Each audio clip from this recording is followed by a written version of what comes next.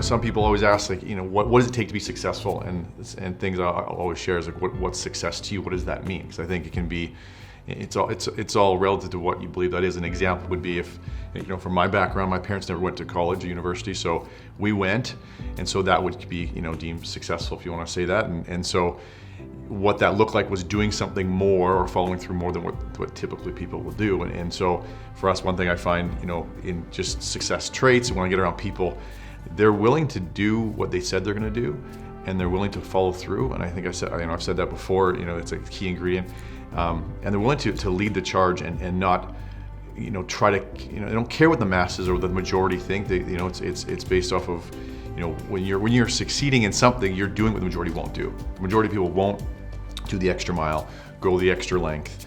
And so I think that could be parallel to hard work. You're doing that extra little bit here, extra little bit there. It's not like this massive quantum leap where you're pole vaulting the Grand Canyon. It's just willing to, walk down and then go back up through it. And I think that can be scary for people because they think it's this overwhelming thing. You have to just all of a sudden just leap, and it's actually not. It's just little bits every day, more than the average person would ever do. Yeah, and I think success is a word that's thrown around kind of.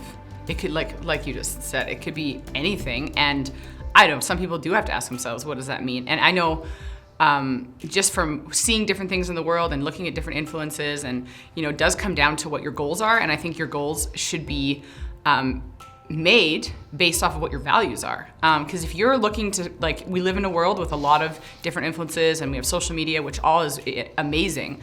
But I think if you got to ask yourself who you're trying to please and where are you going? And in the end, what does it come down to that's the most important to you?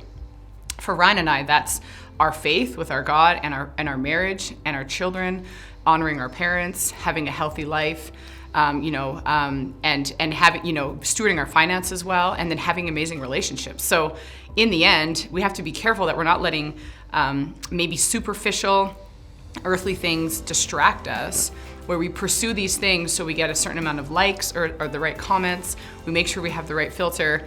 But let's just say in my situation, if I'm striving to have this perfect life, I'm more controlling. I'm sure that's super shocking to people, and I want things to go a certain way. I'm not sure why you're laughing. I'm just kidding. You want it to go a certain way, and then you try to maintain this image, and you try to make everything look great. But in the end, if I'm not honoring my faith, and I don't have a relationship with God, my husband is in the back burner, or his feelings are hurt because I'm trying to be a train wreck through all these things. My kids are maybe lacking with communication with me, or they're feeling, maybe tension.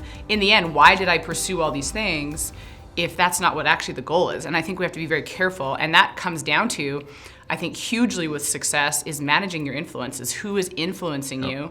And then making the right decisions based off your values. It should be your filter. Your filter should not be the right color scheme and angle, ladies, for your face. Your filter should be, what are my values and what am I trying to accomplish here?